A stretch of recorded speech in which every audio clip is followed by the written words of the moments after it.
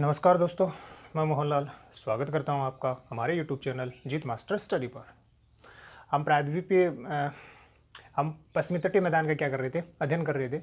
उस पश्चिमी तटीय मैदान के अंतर्गत हमने गुजरात के तटीय मैदान का क्या कर लिया है, अध्ययन कर लिया है। आज हम पश्चिमी तटीय मैदान का संपूर्ण अध्ययन करेंगे, जिसके अंतर्गत कोंकण का तट, कन्नड़ तट एवं मालाबार तट का अध्ययन क्या है, शामिल है। तो वीडियो शुरू करने से पहले यदि आप चैनल पर नए हो तो चैनल को सब्सक्राइब कीजिए, वीडियो को ज़्यादा से ज़्यादा शेयर कीजिए, साथ ही में बेल आइकन को जरूर प्रेस कीजिए ताकि मेरे द्वारा बनाए जाने वाले जो वीडियो हैं उनका नोटिफिकेशन आपको प्राप्त होता रहे। ठीक है, तो बात करते हैं किसकी, पश्चिमी तटीय मैदान की। ठीक है, तो ये अपना भारत जो है उसका दक्षिणी हिस्सा है। ठीक है ना, ये कौन सा हिस्सा हो जाएगा, भारत का दक्षिणी हिस्सा हो जाएगा। तो हमने जो अध्ययन किया है वो कौन से मैदान का अध्ययन कर लिया है, ये जो मैदानी भाग है, ठीक है ना, जिसमें जिसको हम बोल रहे थे कौन सा मैदान, गुजरात का मैदान। ठीक है, तो इस गुजरात के मैदान का हमने क्या कर लिया है, अध्ययन कर लिया है। इसको मैं एक बार फिर से आपके लिए क्या कर रहा हूँ, हाईलाइट कर रहा हूँ। तो जैसे कि मैंने आपको पहले बताया था कि ये वाला जो ऊपरी हिस्सा है, कौन सा, ये वाला जो ऊपरी हिस्सा है, इसको बोल रहे थे हम कच्छ का रण। ये क्या कहलाता था, कच्छ का रण। और ये वाला जो भाग है ये था कच्छ प्रायद्वीप। ये वाला जो भाग है ये कौन सा था, कच्छ प्रायद्वीप था। ठीक है ना, कौन सा प्रायद्वीप था, ये कच्छ प्रायद्वीप था। ठीक है, यहाँ तक का जो भाग है ये क्या था, कच्छ प्रायद्वीप था। ठीक है, फिर ये वाली जो भाग है ये थी आपकी कौन सी खाड़ी, कच्छ की खाड़ी। ठीक, और फिर ये जो पूरा का पूरा हिस्सा है ये था आपका काठियावाड़ प्रायद्वीप। ये वाला जो भाग था ये क्या था, काठियावाड़ प्रायद्वीप था। ठीक है ना, ये वाला जो भाग है ये कौन था, काठियावाड़ प्रायद्वीप या सौराष्ट्र प्रायद्वीप। और ये वाला जो भाग था ये था आपकी कौन सी खाड़ी, खंबात की खाड़ी। ठीक है ना, तो इन सब का हमने क्या कर लिया है, अध्ययन कर लिया है। तो पहले वाला जो भाग है वो तो कौन सी खाड़ी है, मतलब कौन सा रण है, कच्छ का रण। ठीक, ये जो लाल वाला है ये है आपका क्या, ये किस नाम से जाना जाता था, कच्छ प्रायद्वीप। क्या था, कच्छ प्रायद्वीप। ठीक, ये वाला जो भाग था ये थी आपकी कौन सी खाड़ी, कच्छ की खाड़ी। ठीक है, इनके क्रम पर प्रश्न बन सकता है, ध्यान रखना। ये पूरा का पूरा जो भाग है ये कौन सा प्रायद्वीप, काठियावाड़ प्रायद्वीप था। कौन सा प्रायद्वीप था, काठियावाड़ प्रायद्वीप। ठीक, और ये वाला जो भाग है ये थी आपकी कौन सी खाड़ी, खंबात की खाड़ी। ये कौन सी खाड़ी थी, खंबात की खाड़ी। ठीक है, आज हम इससे आगे अध्ययन करेंगे। इसका अध्ययन जो है ना वो हमने पहले कर लिया है। ठीक है, तो आज हम आगे शुरू करते हैं। तो जैसे कि हमने आपको पहले बताया ये वाला जो तटीय हिस्सा है, इस तटीय हिस्से पर है आपका दमन एवं दमन। ये यहाँ है दीव, ये दीव है, और ये कौन है, दमन है। ठीक है ना, और ये जो वाला हिस्सा है ये आपको पहले बताया जा चुका है कि ये आपका कौन सा घाट है, ये आपका पश्चिमी घाट है। कौन सा घाट है, पश्चिमी घाट है। ठीक, और ये टुकड़ों के रूप में जो है ये आपका कौन सा घाट हो जाएगा, पूर्वी घाट हो जाएगा।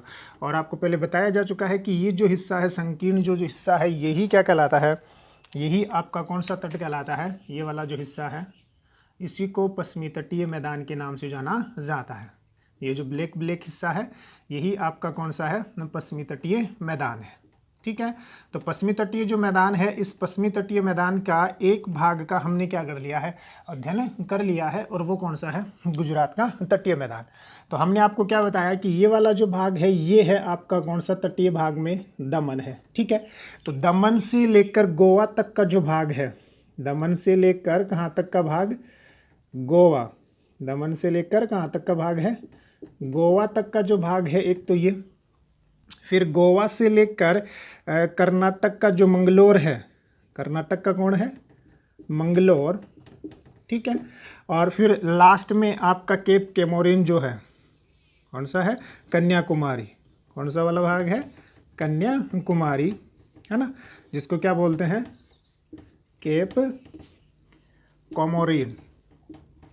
ठीक है, तो केप कोमोरिन तक का जो भाग है। ठीक है ना, तो ये वाले जो भाग हैं इसमें हमने आपको पहले बताया कि दमन से लेकर ये जो गोवा तक का जो भाग है एक तो ये वाला जो भाग है इसको किस नाम से जाना जाता है, इसको बोलते हैं कौन सा तट, कोंकण तट। कौन सा तट है, कोंकण तट, ठीक है। फिर कहाँ से कहाँ तक, गोवा से लेकर कौन सा, मंगलोर तक, इसको बोलते हैं किस नाम से, इसको जाना जाता है कौन से नाम से, कन्नड़ तट। कौन सा तट है ये है आपका कन्नड़ तट या कर्नाटक तट भी आप इसे कह सकते हो। और फिर कहाँ से कहाँ तक का, मंगलोर से लेकर कहाँ तक का, कन्याकुमारी तक का। और ये कहलाता है आपका कौन सा तट, मालाबार तट। मतलब इस वाले भाग में दर्शा रहा हूँ, ये वाला जो भाग है ये कहलाता है क्या, मालाबार तट। ठीक, क्या कहलाता है, मालाबार तट कहलाता है, ठीक है ना। ये है आपका कौन सा तट, मालाबार तट। तो सबसे पहले बात करें हम किसकी, कोंकण तट की। तो दमन से लेकर कहाँ तक, गोवा तक का। तो इसमें कौन कौन से भाग आ गए, इसमें आपके महाराष्ट्र का भाग आ गया और इसमें कुछ भाग जो है ना वो किसका आ गया, गोवा का आ गया। कौन से तट में, कोंकण तट में। फिर बात करें कौन से वाले तट की, कन्नड़ तट की। तो कन्नड़ जो तट है इसमें गोवा और कौन आ गया, कर्नाटक का जो है ना वो भाग आ गया। और फिर मंगलोर से लेकर कहाँ, कन्याकुमारी, जिसको बोल रहे हैं कौन सा तट, मालाबार तट। इसमें आपका कर्नाटक और कौन आ गया, केरल वाला भाग आ गया। इन सभी तटों में सबसे ज़्यादा जो महत्वपूर्ण है वो कौन सा है, मालाबार तट है। तो मालाबार जो तट है उसको शुरू करने से पहले, कौन से तट को, मालाबार को शुरू करने से, मालाबार तट का अध्ययन शुरू करने से पहले यदि हम बात करें कि पश्चिमी तटीय जो मैदान है और पूर्वी तटीय जो मैदान है, इसका एक थोड़ा सा तुलना अगर हम करें तो जो पश्चिमी तटीय मैदान है, कौन सा है, पश्चिमी तटीय जो मैदान है, इस पश्चिमी तट पर बहने वाली जो नदियां हैं, पश्चिमी तटीय मैदान पर बहने वाली जो नदियां हैं वो सामान्यतः निकलेंगी कहाँ से, पश्चिमी घाट पर्वत के पश्चिमी भाग से। कहाँ से निकलेंगी, पश्चिमी घाट पर्वत के पश्चिमी ढाल से निकलती है, ठीक है ना। यहाँ बहने वाली नदियाँ कहाँ से निकलेंगी, पश्चिमी घाट पर्वत के पश्चिमी ढाल से। अब चूंकि यहाँ की जो नदियाँ हैं ना वो क्या है, छोटी हैं, क्या है, छोटी हैं एवं तीव्रगामी है। क्या है, छोटी एवं क्या है, तीव्रगामी है, क्योंकि ढाल जो है ना वो क्या है, तीव्र है।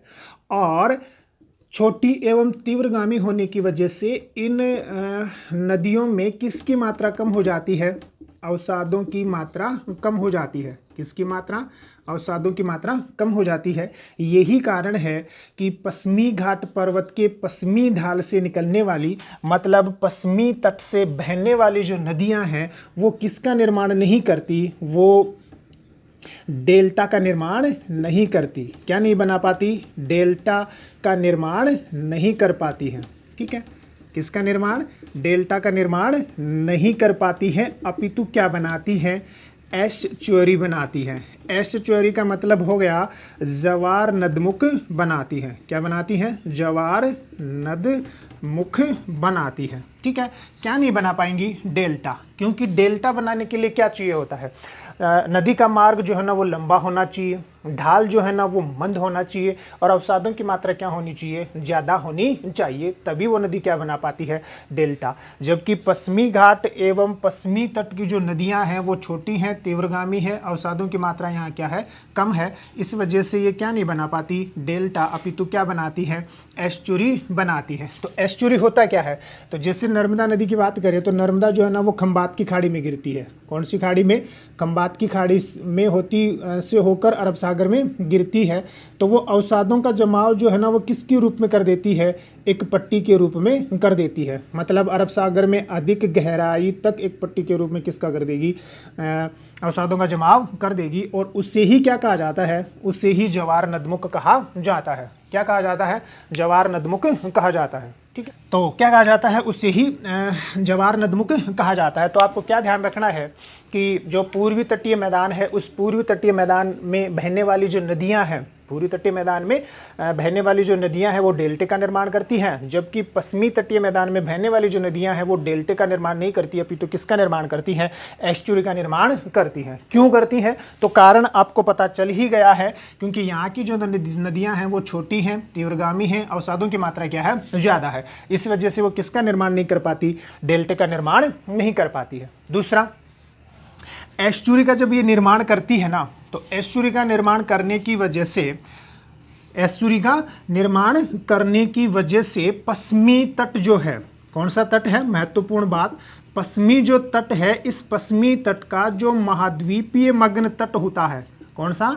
महाद्वीपीय जो मग्न तट होता है, मतलब महाद्वीप का ही भाग है जो जलमग्न अवस्था में होता है, जिस पर महासागरीय जल का क्या होता है? अतिक्रमण होता है, उसको क्या बोला जाता है? महाद्वीपीय मग्न तट बोला जाता है। ठीक है ना। तो पश्चिमी तट का जो महाद्वीपीय मग्न तट है, ये एस्चुरी बनाए जाने के कारण से ही क्या मिलता है? हमेशा विस्तृत मिलता है।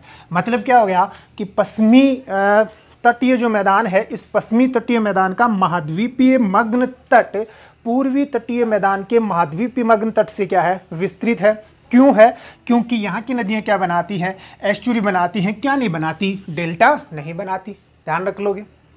तीसरी सबसे महत्वपूर्ण बात कि यहाँ की जो नदियाँ ना वो क्या नहीं बनाती? डेल्टा नहीं बनाती है, एस्चुरी बनाती हैं। यही कारण है कि पश्चिमी घाट एवं पश्चिमी तट के जितने भी बंदरगाह हैं, उन बंदरगाहों के प्राकृतिक पोताश्रय जो है ना वो प्राकृतिक पोताश्रय माने जाते हैं। मतलब यहाँ के जो बंदरगाह है ना वो अच्छे बंदरगाह है, प्राकृतिक दृष्टि से क्या है? अच्छे बंदरगाह है। क्योंकि यहाँ की जो बंदरगाह है उनकी जो गोदी है वो अवसादों से नहीं भरती है, क्योंकि यहाँ की नदियाँ क्या नहीं बनाती? डेल्टा नहीं बनाती। क्या बनाती हैं? एस्चुरी बनाती हैं। ठीक है। तो तीन बातें आपको क्या करनी है? ध्यान रखनी है। अब हम बात करते हैं, इसका स्क्रीनशॉट ले लीजिए। अब हम बात करते हैं किसकी? मालाबार तट। यही सबसे ज़्यादा क्या है? महत्वपूर्ण है। तो जो मालाबार तट है, हम केवल इसी की बात करेंगे अब। तो जो मालाबार तट है ये न्यू मंगलोर से लेकर कहाँ तक हो गया भाई? कन्याकुमारी तक। मतलब मालाबार जो तट है इसका अधिकतर जो विस्तार है ना वो कौन से राज्य में है भाई? केरल राज्य में है। कौन से तट का? मालाबार जो तट है इसका अधिकतर जो विस्तार है वो कहाँ है? केरल राज्य में है। मालाबार जो तट है यहाँ बहुत सारी क्या पाई जाती हैं? विशेषताएं पाई जाती हैं। तो उन विशेषताओं की हम क्या करते हैं? बात करते हैं कि मालाबार जो तट है यहाँ की मुख्य मुख्य जो विशेषताएं हैं ना वो कौन कौन सी हैं। तो पहली बात हम करें किसकी? मालाबार तट की। तो मालाबार जो तट है यहाँ पर पश्य जल पाया जाता है। क्या पाया जाता है? पश्य जल की झीलें पाई जाती हैं, जिसको बोलते हैं बैक वाटर। क्या बोलते हैं? Back water. तो जो पश्य पाया जाता है, पश्य जो जल पाया जाता है, मतलब पश्य झील जो पाई जाती है, जो एक प्रकार की कौन सी झील होती है? लैगून झील होती है। कौन सी झील होती है? लैगून झील होती है। तो ये सबसे बड़ी विशेषता है किसकी? मालाबार तट पर, कि मालाबार तट पर जो बैकवाटर लेक्स होती है ये सर्वाधिक पाई जाती है। यही यहाँ की मुख्य विशेषता है। ये जो बैकवाटर जो लेक्स होती हैं ये किस प्रकार की झीलें हैं? लैगून झीलें हैं, जिनको केरल में क्या कहा जाता है? कयाल भी कहा जाता है। क्या कहा जाता है? कयाल झील भी कहा जाता है। तो वास्तव में ये होता क्या है? होता ये है कि ये अपना तटीय प्रदेश है, इधर अरब सागर है। तो अरब सागर की धाराएं जो है ना लगातार किससे टकराती रहती हैं? तट से। तो कालांतर में होता क्या है कि एक हिस्सा जल से भरा हुआ अवसादों, मतलब तट के कटाव एवं कटाव से प्राप्त अवसादों के जमाव के कारण से जल का एक जो हिस्सा है वो महासागरीय धाराओं से क्या हो जाता है? अलग हो जाता है। और उसी को क्या कहा जाता है? कयाल, लैगून या बैकवाटर लेक्स कहा जाता है, या बैकवाटर कहा जाता है। ठीक है ना। तो ये जो लैगून है ये सबसे ज़्यादा आपको कहाँ मिलेंगी? इसी मालाबार तट पर मिलती हैं। तो पहली बात तो ये। दूसरा, ये जो लैगून है ये किसके लिए प्रसिद्ध है? तो ये जो लैगून है ये दो चीज़ों के लिए क्या है? प्रसिद्ध है। ये जो लैगून है वो कितनी चीज़ों के लिए प्रसिद्ध है? दो चीज़ों के लिए प्रसिद्ध है। एक तो किस लिए? एक तो जो है ना ये मछली पालन के लिए प्रसिद्ध है। किसके उत्पादन के लिए? मछली उत्पादन के लिए इनका यूज लिया जाता है। और दूसरा अंतर्देशीय, कौन सा? अंतर्देशीय जल परिवहन। कौन सा परिवहन? अंतर्देशीय जल परिवहन में इनका क्या किया जाता है? यूज किया जाता है। किनका? इन कयाल्स का। ठीक है। तीसरी बात आपको क्या ध्यान रखनी है कि ये जो कयाल्स हैं ये मालाबार तट पर पाई जाती हैं। जैसे कौन कौन सी है? बेम्बा नद कयाल है। कौन सा है? बेम्बा नद कयाल है। ठीक है ना। इसी प्रकार से पूना मदा कयाल है। कौन सा है? पूना मदा कयाल है। इसी प्रकार से अष्टमुदी कयाल है। कौन सी कयाल है? अष्टमुदी कयाल है। तो ये जो मुख्य मुख्य जो कयाल हैं ये आपको कहाँ मिलेंगी? इसी मालाबार तट पर मिलती हैं, केरल वाले भाग में। जैसे ये जो बेम्बा नद कयाल है ये भारत का सबसे बड़ा कयाल है। सबसे बड़ी लैगून है कौन?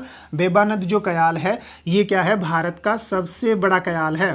भारत का क्या है? सबसे बड़ा कयाल है। ठीक है।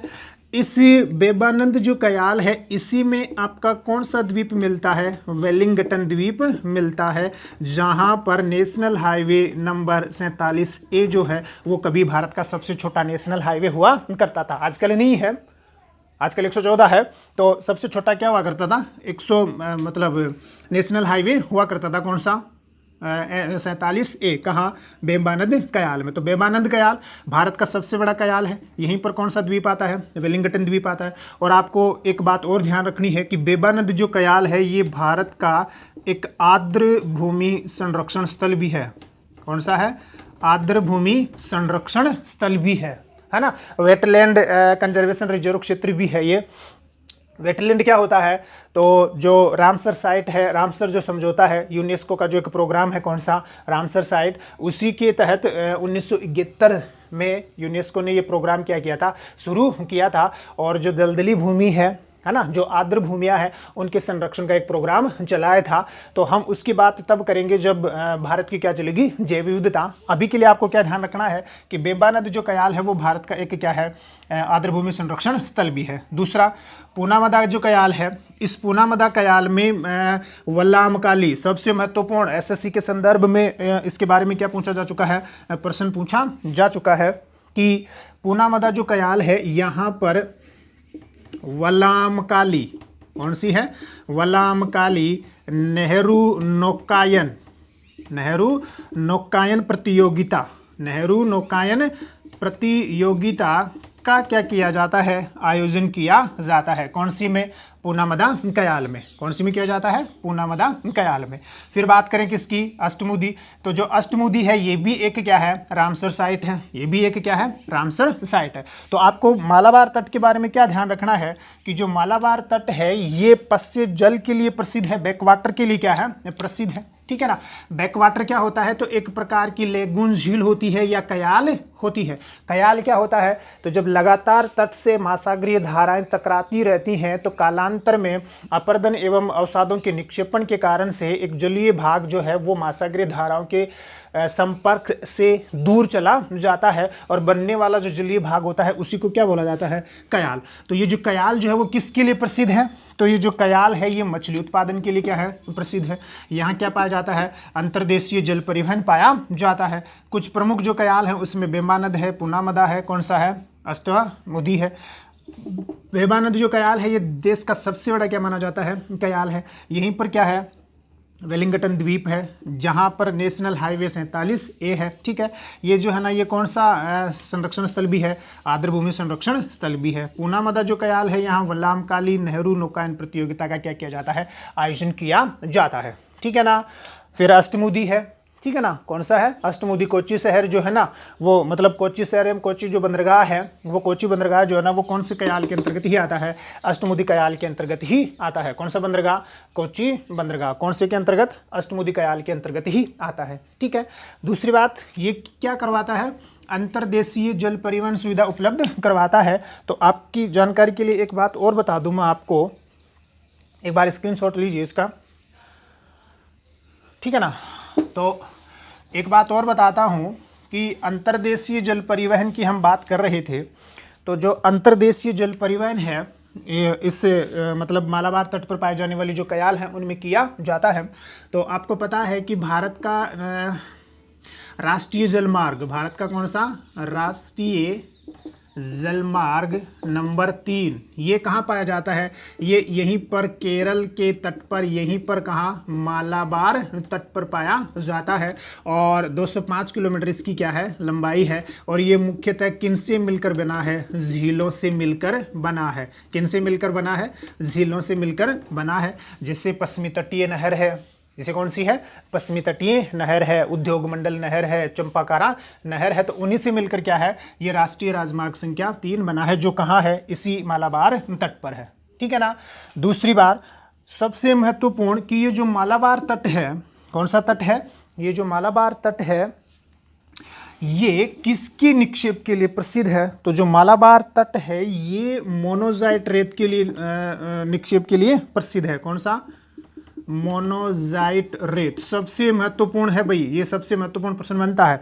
कौन सी रेत के लिए प्रसिद्ध है? मोनोजाइट रेत के भंडार यहाँ मिलते हैं। और विश्व में सर्वाधिक मोनोजाइट रेत के भंडार है, ये सर्वाधिक किसके भंडार हैं? मोनोजाइट रेत के भंडार हैं। तो इतना महत्वपूर्ण क्यों है ये मोनोजाइट रेत? क्योंकि मोनोजाइट जो रेत है इसी से थोरियम की क्या होती है? प्राप्ति होती है। क्योंकि मोनोजाइट रेत के अगर अपन तत्वों की बात करेंगे तो थोरियोनोजाइट, ठीक है, इलेनाइट और मोनोजाइट जो है ना वो मुख्य तत्व हैं किसके? मोनोजाइट रेत के। मतलब एक तरीके से ये आणविक ऊर्जा का प्रमुख स्रोत है। कौन सी ऊर्जा का? आणविक ऊर्जा का क्या है? प्रमुख स्रोत है। कौन सी रेत? मोनोजाइट रेत, जिसके सर्वाधिक भंडार आपको कहाँ मिलेंगे? मालाबार तट पर मिलते हैं। ठीक है, सबसे महत्वपूर्ण प्रश्न बात है।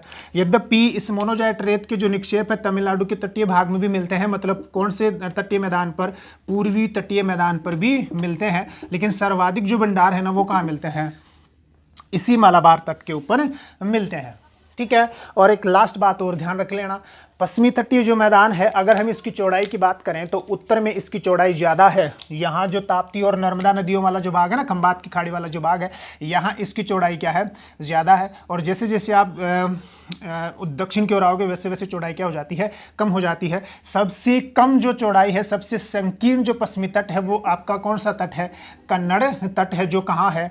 कर्नाटका में है। गोवा से लेकर मंगलोर तक का ये जो भाग है वही आपका कौन सा तट है?